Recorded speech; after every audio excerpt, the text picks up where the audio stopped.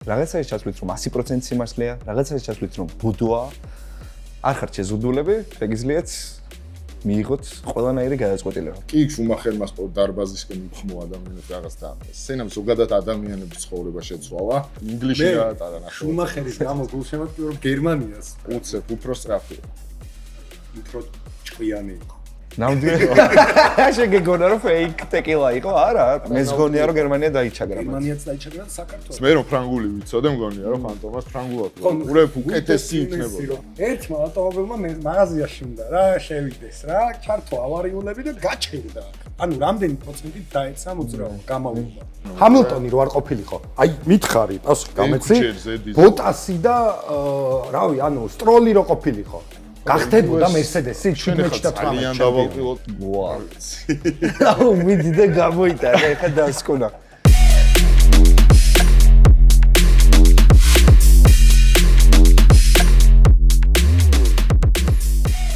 გამარჯობა, ეს არის გადაცემა მოდი ვიკამათოთ მეოთხე ეპიზოდი და გილოცოთ ფორმულა 1-ის მაყურებლებო, იმიტომ რომ დღეს ჩვენი სტუმრები არიან პატა და ლიო. მოგესალმებით, დიდი მადლობა მოწვევისთვის და რავი, ვეცდებით, რომ გულწრფელები ვიყოთ, რაც მთავარი. გინახავთ ამ გადაცემის რომელიმე ეპიზოდი, იცით პრინციპი, მაინც აგიხსნით, მაგრამ დაახლოებით ვიცი კი. ალბათ მიხვდებოდით, მაგიდას რომ შეხედავდით, რომ თქვენ შემოგთავაზებთ მე დებულებებს, რასაც ან დაეთანხმებით, ან არ დაეთანხმებით, რაღაცა ის ჩასვლით რომ 100% სიმართლეა, რაღაცა ის ჩასვლით რომ ბუდოა. არ ხართ შეზღუდულები, შეგიძლიათ მიიღოთ ყველანაირი გადაწყვეტილება. მე მოგცემთ დროს, ჯერ ვინც ეთანხმება იმას, მე ვინც არ ეთანხმება იმას, მე იქნება საერთო წუთი, და ამ ყველაფრის მე გამოვიტან ჩემს სუბიექტურ დასკვნას. თუმცა, ვინაიდან და რადგანაც მე ფორმულა 1-ის მაყურებელი ჯერ ვერ გავხდი და ვიმედოვნებ, რომ აი ამ გადაცემის მერე გავხდები, მე აქ სუბიექტური ვერ ვიქნები, ხალხო, შესაბამისად ჩემთან კითხვები არ უნდა იყოს. მე აი აქ მიღებული და ხო, მოსმენილი არგუმენტებით გამოვიტან დასკვნას. ვიმყოფებით პაბ 44-ში მიხვდებოდით მაგასაც, შესანიშნავი ატმოსფეროა, შესანიშნავი გარემოა. მაგარი გინესია, მოდით, დალიეთ, გაერთეთ, ცვით, უყურეთ სპორტის ნებისმიერ სახეობას და ჩაუჯექით ამ ეპიზოდს, იმიტომ რომ დავიწყეთ. პირველი დებულება არის ასეთი. მიხაელ შუმახერი ფორმულა 1-ის GOAT-ია. 3-2-1, 100% და არ ვეთანხმები. რადგან შენ ეთანხმები, მაშინ შენი წყებილი იყო. მიხაელ შუმახერი. შუმახერი არის ადამიანი, რომელმაც ფორმულა 1 შეცვალა და გადაიყვანა უფრო რაღაცა აი BDS ხალხის სპორტიდან სპორტად აქცია რა, ასე ვთქვათ. იმიტომ რომ ფიზიკური მომზადება შუმახერი იყო. ემზადებოდნენ ფიზიკურად, რა თქმა უნდა, თუმცა შუმახერი იყო პილოტი, რომელმაც სპეციალურად ფიზიოთერაპევტი დაიქირავა სპორტ დარბაზში დაიწყო სიარული და თავიდან ბოლომდე იყო მიძღვნილი ფორმულა 1-ზე როგორც სპორტზე და არა უბრალოდ გართობა და სიარული. გარდა მაგისა, შუმახერი იყო ადამიანი, რომელმაც უფრო მეტი ტიტული მოიგო არა პირველი ბოლიდით, ვიდრე მაგალითად დომინანტი ბოლიდით, ხო? დომინანტი ბოლიდით, აი 100%-იანი დომინანტი ბოლიდი 7 ტიტულიდან 2-ჯერ ყავდა შუმახერს.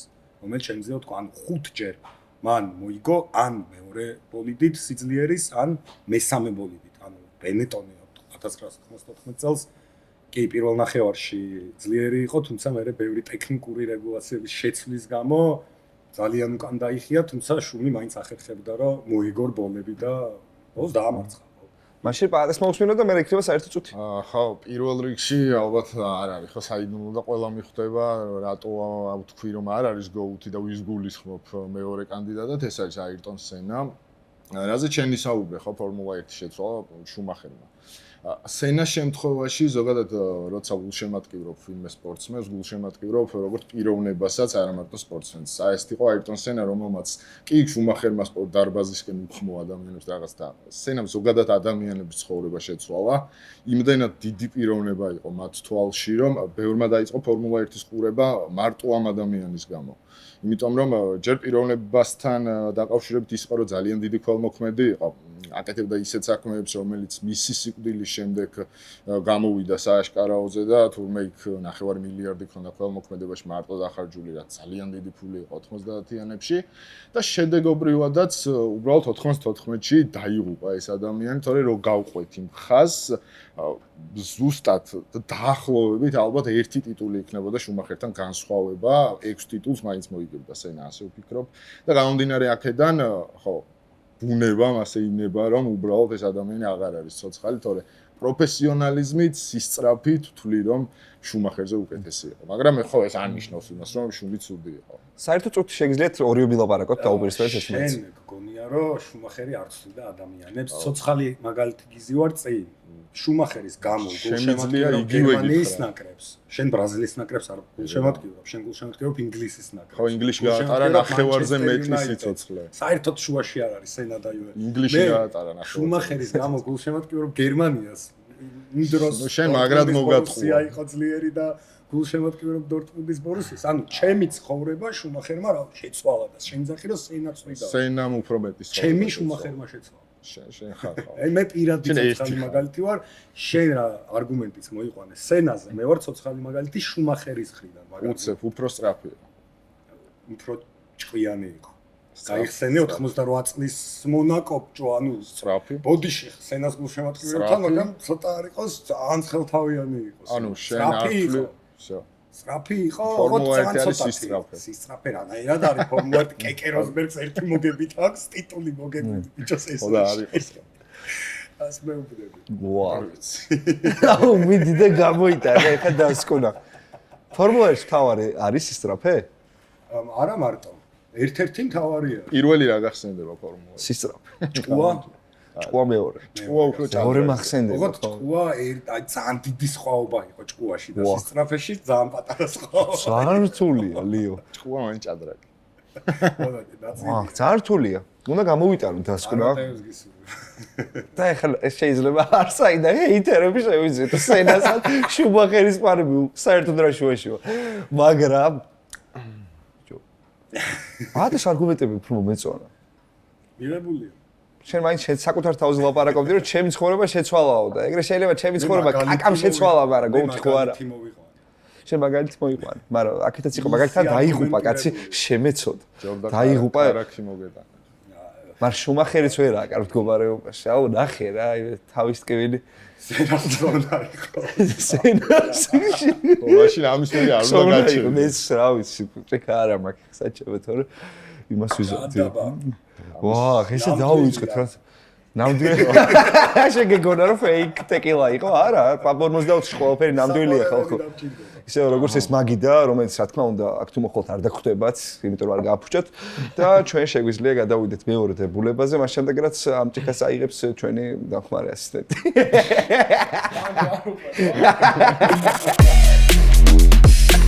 შემდეგი დებულება ისევ ამ სპორტში ტრიალებთ 2021 წლის აბუ-დაბის გრან-პრი ლუის ჰამილტონს მოპარეს, გაძარცვეს, წაართვეს არასამართლიანად. არ ვიცი, თქვენ უნდა დავიმტკიცოთ ან 1, ან მეორე, 3, 2, 1. ორივე ეთანხმებით რომ გაიძარცვა ჰამილტონი. ანუ თუ კონკრეტულ ერთ რბოლაზეა საუბარი 2021 წლის რბოლაზე, აბუ-დაბის გრან-პრის გაიძარცვა. კი, ვეთანხმები, იმიტომ თუ ერთ რბოლაზე. ხო, ძალიან მოხდა, მე მართლა არ ვიცი. ძალიან ჩასაშლელია ეს თემა, ესე ზედაპირულად ამ თემაზე ვერ ისაუბრებ. ხო, ის კონკრეტული რბოლა მაინც იყო არეული გადაწყვეტილებების კუთხით და მაინც მეც მაგაზე ვარ, რაზეც ლიო, რომ იმ რბოლის გამარჯვებას ლუისი იმსახურა. ანუ გარე ფაქტორები რო არ ყოფილიყო, ჰამილტონი მოიგებდა? მან როგორი რაღაცა იცი, ანუ ბევრი სხვა შორის მაიკლ მასის აბრალებს მაგას და ზოგადად გადაწყვეტილებას მაიკლ მასი რაღაც პროცესზე არიდებს. მაიკლ მასი იღებს გადაწყვეტილებას, რატო გააგდეს საბოლოოდ მაიკლ მასი ვინ არის? არის მაშინდელი ბოლის დირექტორი. აჰა. გააძევეს მაიკლ მასი, ანუ გაათავისუფლეს სამსახურიდან, იმიტომ რომ უსაფრთხოების მანქანის, ანუ წესი დაარღვია დებულება, ხო, რომ უსაფრთხოების მანქანას სანამ გავა, ყველა წრეზე ჩამორჩენილი პილოტი უნდა გაასწროს და დაბრუნდეს წრეში, ხო? აი ეს უგულო მასიმ და პირდაპირ ერთი წრე მისცა. ანუ ეს რეალურად, ანუ თუ წესებს უყურებთ და შევხედავთ ცივი გონებით, ლუის ჰამილტონი უნდა მოიგო ეს ბოლა, ხო? აი როგორი ფეხბურთთან რო გავალოთ, პარალელი როგორი მომენტია, რაცა არის მსაჯი, რომელიც რაღაცაზე პენალტს დებს და არის რომელიც არ დებს. ამ შემთხვევაში იყო კონტროვერსი ხელი თამაში მაგალითად. ეხლა გერმანია რო დაიჩაგრა, ხო, ესპანეთთან სადაც პენალტი არ დაგვა. კოკორეიას საქართველოს დაიჩაგრა. ხო, 100%-იანი მე მგონია რომ გერმანია დაიჩაგრა. გერმანიაც დაიჩაგრა და საქართველოს. საქართველოს დაიჩაგრა როდრის ეპიზოდში თამაშგარეს. მეც ორივე შემთხვევაში და აი იგივე მომენტია ალბათ, რა ვიღაც დებს ესეთ ხელზე პენალტს, ვიღაც და ამიტომაც შეერაცხეს მე ადამიანურ შეცდომად ეს ყველაფერი და ამის გამო გაანთავისუფლეს. მაიკო მასინი ამერ გაათავისუფლეს ამხელს. ოფიციალურად არის რომ წავიდა, მაგრამ ყველა მიცის რომ გააკეთეს. ანუ ხელა პრესინგი ქონდა მასის იქნას გაჩერდება. ტენჰაკს რო ეთქვა, ეხლა წავედიო. ხო, უცნაური იქნებოდა. ეხლა ბოლოს, ხო? კარგი. შემდეგი დებულება უკვე ფორმულერს აღარ ეხება. შეიძლება დაუბრუნდეთ ფორმულერს, მაგრამ აი ამ შემთხვევაში მესამე დებულება არის ფეხბურთთან დაკავშირებით და ასეთია დებულება, რომ ინგლისის ნაკრებს ამ საუკუნეში ლამაზი ფეხბურთი არასდროს უთამაშია. დიდ ტურნირებზე იგულისხმება და არა საკვალიფიკაციო ეტაპზე, ცხადია სადაც ატერორებს ხოლმე სხვა ნაკრებებს. 3 2 1 ვაჰ, რა უცნაურია რომ ინგლისის ნაკრების კომანდი დაეთანხმა ამ დებულებას. 21 საუკუნეში, კი, იგულისხმება ლამპარდი, ჯერარდი, ბეკემი, ბელინგემი, რუნი, ყველა. ვინც ეთანხმება? აი, ხო გვარები ჩამოთვალე. გვარები არ ნიშნავს ლამაზ ფეხბურთს, აქედან დავიწყებ. იმის მიუხედავად, რომ ბავშვობიდან ვარ ინგლისის ნაკრების გულშემატკივარი, აი როგორი ფეხბურთის ითამაშა სიტყვაზე აჩია. გერმანიამ როგორი ფეხბურთის ითამაშა ბრაზილიასთან, ზოგადად აი ტურნირი და ესპანეთმა როგორი ითამაშა. ასე შემდეგ, აი ინგლისის ნაკრებისგან დიდ ტურნირზე ესეთი ლამაზი ფეხბურთი ნახდად არ მახსოვს. იმის მიუხედავად, რომ გეთანხმება ლამპარდი, ჯერარდი, ბეკემი ყავდათ, რუნი, ოუენიც იყო ცოტა ხანი ამათთან ერთად და ასე შემდეგ. აი სილამაზე რასაც ქვია და თავი დაგამახსოვროს ჩემპიონატზე გუნდმა ასეთი რამ ინგლისისგან არ მახსოვს. არც ერთ ტურნირს. ლიორას დაუპირისპირა. მე სილამაზეს ფეხბურთის ცოტა სხვა რაღაც ვეძახი, გარდა იმისა, რომ ტექნიკა ფეხბურთში არის სილამაზე ჩემთვის არის აი ის რაც აკეთებდა თუნდაც ლამპარდი, თუნდაც ჯერარდი, თუნდაც ბეკემი, აი ეს ნახევარ-დაცვა, ხო, ეს არანორმალური ნახევარ-დაცვა რაც ყავდა ინგლის სკოულზი ჩემთვის არის მიუხედავად იმისა რომ 21 საუკუნეში მე მგონი დიდი Euro 2000 იყო არ უთამაშია ინგლისის ნაკრებში თუმცა სკოულზი არის ჩემთვის აი როგორი უნდა იყოს ფეხბურთელი არის სკოულზი ჩემთვის რა ანუ მიუხედავად იმისა რომ არ ქონდა რაღაც განსაკუთრებული ტექნიკა როგორც აქვს ნეიმარს ხო თუმცა აი ფეხბურთს თამაშობდა. თუმცა ამ შემთხვევაში საუბრობთ პოლ სკოულზე, მხოლოდ ინგლისის ნაკრების მაინცური და არა მანჩესტერ იუნაიტედს. საერთოდ წუთი ჩაირთო შეგიძლიათ ეკამათ მაშინ სკოულზი თუ ამაზე თამაშობდა ინგლისის ნაკრებში, ასაკეთებდა ზიდანი, ასაკეთებდა სიტყვაზე დელ პიერო იტალიის ნაკრებში, გერმანიაში თუნდაც აი მიულერი ავიღოთ, ხო, რომელიც შედეგიანია. ტომას მიულერი. შედეგიანია, ხო. მაგრამ არ თამაშობს. არა, ამ შემთხვევაში ლამაზ ფეხბურთზე არის საუბარი. ხო, აიო, ლამაზი ფეხბურთი მაშინ აი ზიდანიდან გავყვები მაშინ. რასაკეთებდა პირლო, ხო? პირლოს ლამაზი ფეხბურთი იყო, ის ალბათ სკოულს რაც უნდა გაეკეთებინა დიდ ტურნირზე. ლამპარდიც უც თამაშობდა, ჯერარდიც უც. ალბათ ინგლისის ნაკრების კომპლექსური ყველაზე ცუდი მომენტი იყო, რომ ერთად ვერაფერს ვერ აკეთებდნენ, თორე კლუბები რო ავიღოთ, ყველაფერს აკეთებდნენ. მაგრამ არგუმენტისთვის გამოგვადგება, რომელ ტურნირზე ითამაშა ლამაზი ფეხბურთი და მივიღებ გადაწყვეტილებას. 10 გერმანია ამას ფეხბურთს ვერ დავარ. ანუ მე მიყვარს ეგ ფეხბურთი მიყვარს აი ეს ფეხბურთი კაპელოს ინგლისი შეტევა აი რონალდინიო რაღაც აკეთებდა მაშინ. აი ჩემთვის რონალდინიო ლამაზი ფეხბურთი ფენომენია ლამაზი. მე მგონი მივიღე გადაწყვეტილება და რაც არ უნდა საწყენი იყოს ისევ ლიოსულა დავალე 2-0 აგებდა რაღაც დაუჯერებელი კამბექი გჭირდება მე მგონი. ვახ თან მე გამიკვირდა მაგრამ გამიკვირდა რომ ესე გაიყო სიმართლეა რა უხარ. რაც არ უნდა მიყვარს. ობიექტურობას უფასებ ინგლისის ნაკრების კომაქს რომელიც საწინააღმდეგოდ დაუდგა ამ შემთხვევაში სამლომს. ჩემ და საუბედუროდ ლამაზი ფეხბურთი არ ვითამაშ. ლუდი შეგიძლიათ ნებისმიერ მომენტში დალიოთ, შეგიძლიათ ჩაცალოთ. ახალიც გვაქვს გინესის უგემრიელესი ლუდი, რომელსაც რატომღაც მე არ მასმევენ, მაგრამ იქნებ შემდეგი ეპიზოდიდან დავიყოლი ამ ყველაფერს. ძალიან წავაგებ. ძალიან წავაგებ. ეს ხოლმე ჩემზეა დამოკიდებული, მაგრამ მე სუბიექტურ გადაწყვეტილებას არ მივიღებ ამ შემთხვევაში და თუ პატა დამაჯერებელ არგუმენტებს შევთავაზებს ის მე ისო შენ დაგალევინებ და მორჩება ეს თამაში სამ კითხვაში, რომელიც ჯერ ეს ასე არ მოხდება. შემდეგი დებულება ასეთია. თბილისში ძღოლების უმრავლესობამ მანქანის ტარება არ იცის. 3 2 1 100% არა, ამ შემთხვევაში არავინ სვამს. 51-ზე თუ არის, კი. ხო, უმრავლესობა ეგაა. არიციან და რატო მე არიციან? ელემენტარულს ვთქვი, ანუ ძალიან ელემენტარულია, რატო არიციან. უბრალოდ მოძრაობის წესები არიციან. ანუ მე სხვა შტაბებში დავუკონკრეტებ, რომ იმ ხალხზე არის საუბარი, ვისაც მართვის მოწმობა აქვს, თორე ჩემნაირ ხალხზე არა, ვინც მართლა არ იცის ტარება. ანუ მართვის მოწმობიანებში უმრავლესობა არიცის ტარება. ანუ წესები არიციან ელემენტარული, ანუ ძირს რო არის სამკუთხედი, დახაზული ეს სილამაზისთვის. ეგეც არიციან. ანუ წვიმაში რატო არის საცობი, იგიც ხო არიცით? იმიტომ რომ უფრო მეტი სიფრთხილეა დილეტანტავიდან გამომდინარე. და მეტ არასაჭირო დისტანციას იცი. ანუ როგორ არის, იცი, საქართველოში ადამიანები უბრალოდ წესების დაცვით რომ მოძრაობდნენ, ანუ დაახლოებით 50%-იანი ნაკრები, 50% ნაკრები საცობი იქნება. ანუ აი ელემენტარული არის ქუჩა, ხო, რომელშიც არის 2 ავტომობილი, ხო? ერთმა ავტომობილმა მაღაზიაში უნდა რა შევიდეს რა, ჩართო ავარიულები და გაჩერდა აქ. ანუ რამდენი პროცენტით დაეცა მოძრაობა, გამავლობა? 50% ხო დავარდა გამავლობა.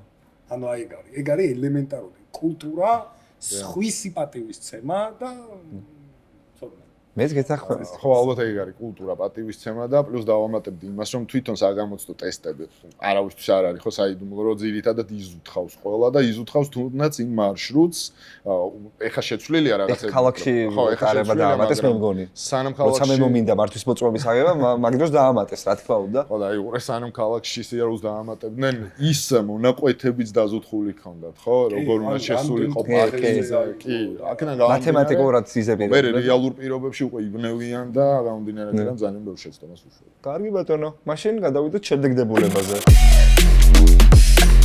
მონაკოს გრან-პრი კალენდრიდან საერთოდ ამოსაღებიაო დებულება გვეუბნება და არ ვიცი თქვენ ამაზე შეთანხმდებით თუ არა. 3-2-1 ბოდოა და არ ვეთანხმებით. რატო არის ბოდოა? მე კი არ ვიცი. მე არ დამიწერია ეგ დებულება. ეს არის კულტურა ფორმულა 1-ის, ეს არის ნაწილი და მე ვფიქრობ, რომ თვითონ ორგანიზატორებს მონაკოს ტრასა კი არ აქვს ამოსაღები. რაღაცა აქვს შესაძლებელი. და მონაკოს გრან-პრიზე რატო დაისვა საერთოდ ეს კითხვა, რას იმიტომ რომ ბოლიდები გაიზარდა ზომაში და ამ ვიწრო ქუჩაში ვეღარეტებიან და ვერ ასრებენ ერთმანეთს. და რა უნდა შეიცვალოს? რეგლამენტი. ან კონკრეტულ რახან, მოდი ესე ვთქვათ, რომ კონკრეტული რეგლამენტია მონაკოზე იმის გამო, რომ ყველაზე ნელი ტრასაა, ხო? ანუ ყველა რბოლა არის 300 კილომეტრს პლუს 1 წრე. ანუ ეს არის სტანდარტი. მონაკო რადგან 300 კილომეტრს პლუს 1 წრე 2 საათს ხდებოდა, რბოლა გადაწყვიტეს, რომ 250 კილომეტრის პარალელში დაახლოებით ზუსტად არ მახსოვს. გამონაკლისი. გამონაკლისი არის და 200 იგივენაირი გამონაკლისი რაღაც უნდა გავაკეთონ რა მონაკოში. მე ახლა ჯერჯერობით ვთავაზობ სამწუხაროდ რა. თუმცა მონაკო ამოვიღოთ, მე მგონია აი ეს საკრაცია, მაგრამ რაღაცა უნდა შევცვალოთ, ამას ვეთანხმები 100%. კარგი. ყველაფერს თანხმდებით, ხო, ბოლოს რაღაც. რამეც დამატება თუ გინდა დამატებ იმას, რომ მონაკო ყოველთვის იყო პირველი რბოლიდან ფორმულა 1 პირველი სეზონიდან მოყვება კალენდარს, როგორც ფერარი, ანუ იდენტურია ფორმულა 1-თან მონაკო, ალბათ მონაკოს გარეშე ფორმულა 1 მე პირადად ვერ წარმომიდგენია და პლუს ამას გავიმეორებ, რომ რეგლამენტში რაღაცები შესაძლებელი, იმიტომ რომ ყოფილა მონაკოში სანახაობრივი რბოლებიც, გასტრებებიც იყო, როცა დამოკლებული იყო ზომაში ბოლიდები და ასე შემდეგ და მონაკო იყო ერთადერთი ტრასა, რომელიც არაფერს არ უხდიდა ფორმულა 1-ს იმაში, რომ გრან-პრი ჩაეტარებდნენ, მთლიანი მოგება იყო ხოლმე მონაკოსი, როგორც სახელმწიფოსი. პლუს ამას თავის ტრადიციები აქვს, გამარჯვებული პილოტი, მეფესთან არის მიწვეული შემდგომ ვახშამზე და ასე შემდეგ. მე მგონი მონაკოს ამოღება მაინც რაღაცნაირად მუშანთვას ნიშნავს ან ტრადიციების რაც ფორმულაც. მეც გეთანხმებით რაღაც ესეთი რაღაცები ლაპარაკეთ, რომ ბოდოა ეს დებულება. აშკარა. კარგი. შემდეგი დებულება ეხება კინოს. კინოს თარგმანი თუ უყურებ, აფუჭებ. ესეთია დებულება.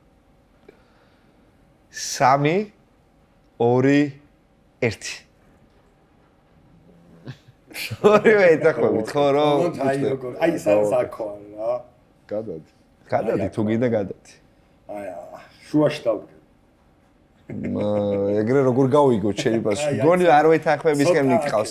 კაი თუ ცოტა მაკეთ ხარ, მაშინ პატამ დაიწყოს და მე შენ მოიფიქრე მაგამდე არგუმენტები რატომ ხარ მაკეთ. ვიტყვი პირველ რიგში იმას, რომ ზოგადად როცა უყურებ ასე ვთქვათ იმ ენაზე რაინაზეც არის ზოგადად ფილმი, ჯერ ერთი კარგად ჩანს მსახიობის თამაში. თვითონ როლი ჩანს ძალიან კარგად. ეს არის უმთავრესი ალბათ თუ რატო აქვს დიდი მნიშვნელობა იმას რომ უყურებ ნატურალურად ასე ვთქვათ რა. და პლუს ამას ხო, აი უფრო ბუნებრივია ფილმი, ვიდრე გახმოვანებით იქ გამხმოვანებელმა შეიძლება ძალიან დიდი როლი ითამაშოს იმ მხრივ რომ საერთოდ სხვა ხაზი წაგიყვანოს ფილმის ყურებისას რა და აქედან გამომდინარე ვთვლი რომ თუ უყურებ, უნდა უყურო ისე როგორც არის ფილმი. კარგი. მე ვიტყვი ერთ რაღაცას, ანუ კლასიკური ფილმები რო ავიღებ, ხო? აი თუნდაც მაინც 90-იანებში გასწრილი ვარ რუსულად ბევრი ფილმი მინახავს, ხო? აი ფანტომასი რო ავიღოთ, აი ფრანგულად რას გაიგებ.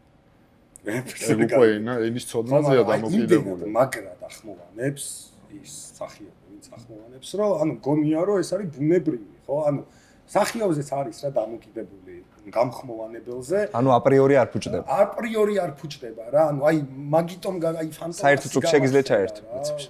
ხო, ანუ ეგ უკვე დამატებითი, მაშინ უკვე გადადის ყურადღება თვითონ გამხმოვანებელზე, ანუ ძალიან დიდ როლს თამაშობს ის. თუმცა ფილმი არ ხო, მე ვამბობ აი რაც იყო კითხვა, ხო? თუ უყურებ ფილმს გახმოვანები თუ გახმოვანების გარეშე, მე ვფიქრობ, რომ უფრო ნატურალურია ფილმი, როცა უყურებ გახმოვანების გარეშე, ვიდრე გახმოვანების. ნატურალური ერთია, მაგრამ გაფუჭებული მეორეა. არა, გაფუჭებული და არა ფუჭებს. მაგალითად, აი ისევ ფანტომასი ვბრუნდები, ანუ არ არის მაგარი ფილმი, რანაირად არ უნდა გიყო. არც მე რომ ფრანგული ვიცოდე, მგონია რომ ფანტომას ფრანგულად უყურებ, უკეთესი იქნებოდა. როგორ შეიძლება ცუდი იყოს. ხო. ეგრე ალპაჩინოსაც ყავს, ხო, იდენტურად რუსი გამხმოვანებელი, რომელიც იგივე ხმას იღებს. მე მგონია რომ არა ფუჭებს, მაგრამ არც აი რაღაც ცოდნა ვაკეთო. ორიგინალი ალპაჩინოს ხმა ბევრად მიჩნევა. მე მგონი 2-1 ხდება აგარში და პატასვას მიუხედავად იმისა, რომ რა თქმა უნდა სჯობს, რომ ორიგინალ ენაზე წაიკითხო წიგნი, უყურო ფილმს, აპრიორი არ ფუჭდება, მე ლიოს შეთანხმები. შეიძლება იყოს კარგი გამხმოვანებელი, რომელიც მაქსიმალურად მიაახლოვებს. წიგნის რო წაიკითხო ავტორის მითხო ზუსტად არ ხედავა რა, როგორც წიგნში წერია, ცოტა შენ ხო, მაგრამ ვიღაც რომ ფანტაზიას.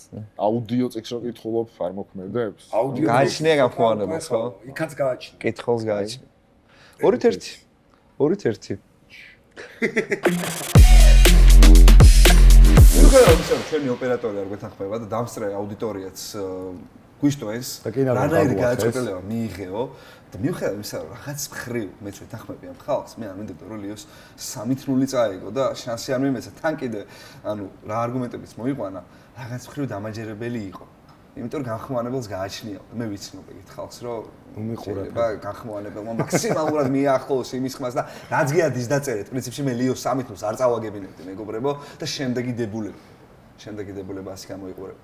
ბოლიდი უფრო მნიშვნელოვანია ვიდრე მძღოლი. პილოტი. ფორმულა 1-ში ცხადია და არა სახლში. ეთანხმები და რომ ბოლიდი უფრო მნიშვნელოვანია ვიდრე პილოტი და მაშინ დაიწყო. ნია კი ბატონო, იმის მიუხედავად რომ რაღაც პროცენტულად რო გადავანაწილოთ, ძალიან მცირე არის ალბათ სხვაობა, მაინც თანამედროვე ფორმულა 1-ში კარგი ტექნიკის გარეშე გამორიცხულია აი სცენა რომ გააცოცხლო დღეს, ისიც ვერ მოიგებს სუსტი ბოლიდით, გამომდინარე აქედან ვთვლი რომ ტექნიკა მაინც პირველ ადგილზეა დღეს ვიდრე პილოტი. მე მაგას ესეც საწინააღმდეგო აზრს დავურთავ. შეიძლება კი ტექნიკა, ანუ სენა ჰაასით ვერ მოიგებს, თუმცა წლევანდელი Red Bull-ით რო ავიღოთ Verstappen-ის გარდა, შეიძლება ვერცერთს ვერ მოეკო წლევანდელი სეზონი. ანუ აქ ორი ერთმანეთის საწინააღმდეგოა რა. კი, Verstappen-ი პილოტის გარეშე, ანუ Verstappen-ი Red Bull-ის გარეშე ვერ მოიგებს, თუმცა წლევანდელი სეზონი რო ავიღოთ Red Bull-ს შეიძლება Verstappen-ის გარეშე ვერ მოეკო. ანუ აქ არის ძალიან მარტივი driver standing-ი, ხო? Verstappen-ი პირველზეა ჩემპიონატში, Sergio Perez-ი მერვეზეა ჩემპიონატში. რაც იმას ნიშნავს, რომ ჯამურად Red Bull-ი წელს მესამე, მეოთხე ბოლიდს ურტყავს და Max Verstappen-ი ხდება აგერ ჩემპიონი. საერთოდ წუთი.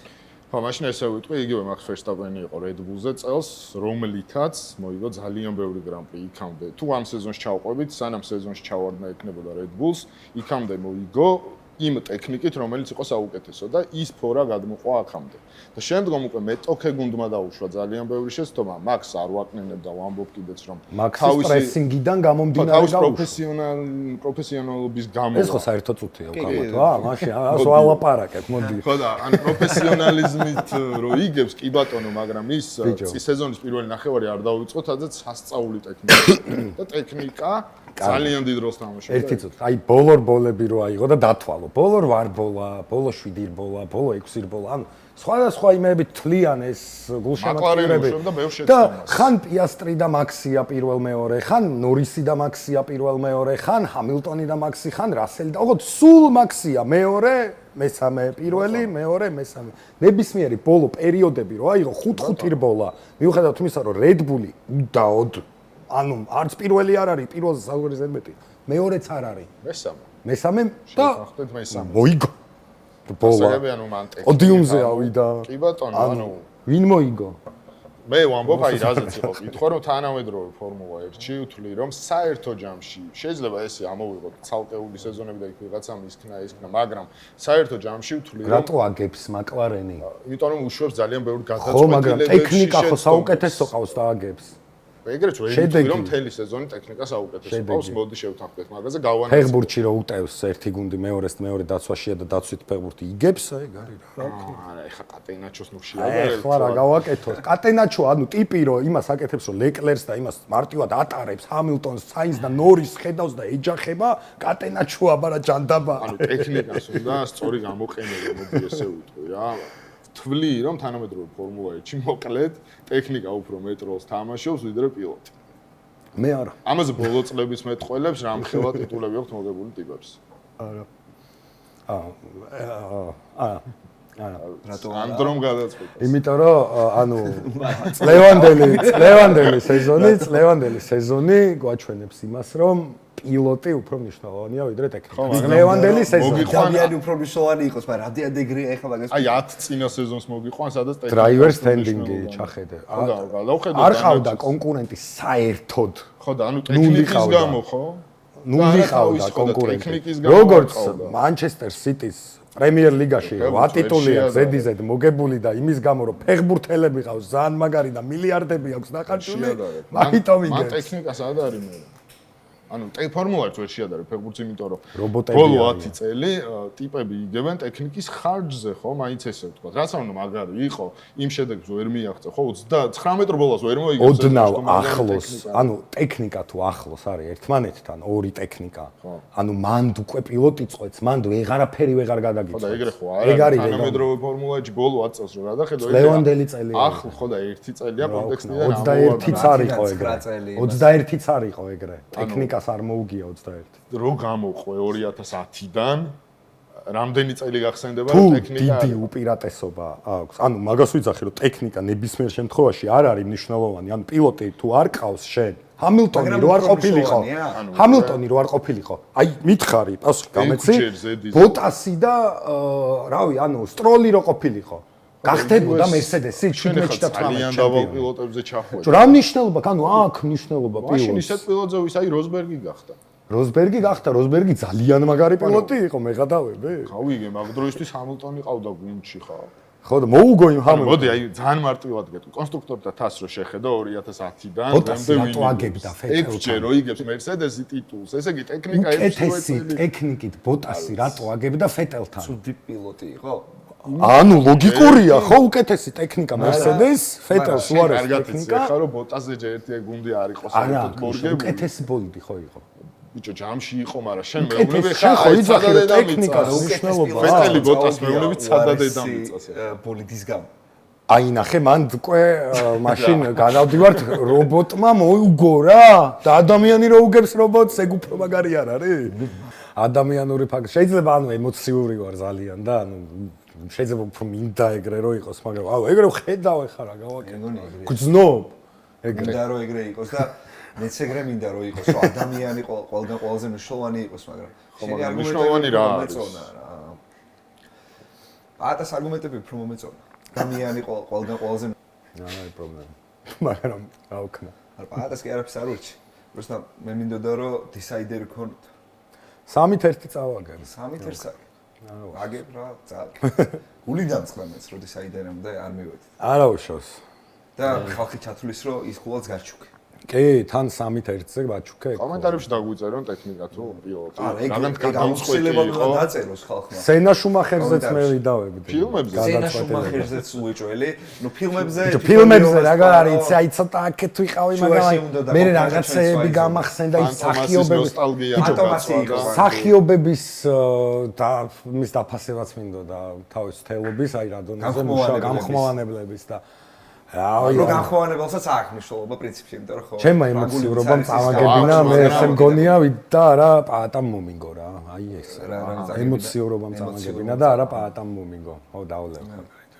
აქ ემოციურად დაავს, შეიძლება ხალხმა გააწყვეტოს რომ საერთოდ შემოიგე ყველაფერი და მე მივიღე არასწორი გადაწყვეტილებები და როგორც ჰამილტონს წაართვეს ის გრან-პრი. ეგრე წაგართვა. ლიმონივით წაგება იყო. მოტივი გამართოთ ის მეოთხე ეპიზოდი. მაგრამ მე ძალიან გავერთე. იმედია რომ თქვენც ისიამოვნეთ. იმედია რომ მაყურებელმაც ისიამოვნა. მადლობა ანდრო შენი სუბიექტურობისთვის. ლიო როგორ გაერთო არ ვიცი, მაგრამ არა, მაგრამ გავერთე უდაოდ. ჩვენი ხასიათზე იქნება. არა, ვაფშე. ერთი ჭიქაც და შეიძლება სიმღერით. ნუ კიდე არის. ცუდი არ იქნება სიმღერა. აბა 44-ში ვიყავით, კიდევ ერთხელ მადლობა ჩვენი მასმიძლობისთვის. გთხოვთ რომ დაალაიქოთ ეს ეპიზოდი, გამოიწეროთ სედანტას ყველა არხი საერთოდ და გვიყუროთ. მადლობა. შუმახერი თუ სენა? შუმახერი თუ სენა დაწერთ კომენტარებში და ჩემზე არაფერი დაწეროთ. მადლობა ყველაფრისთვის.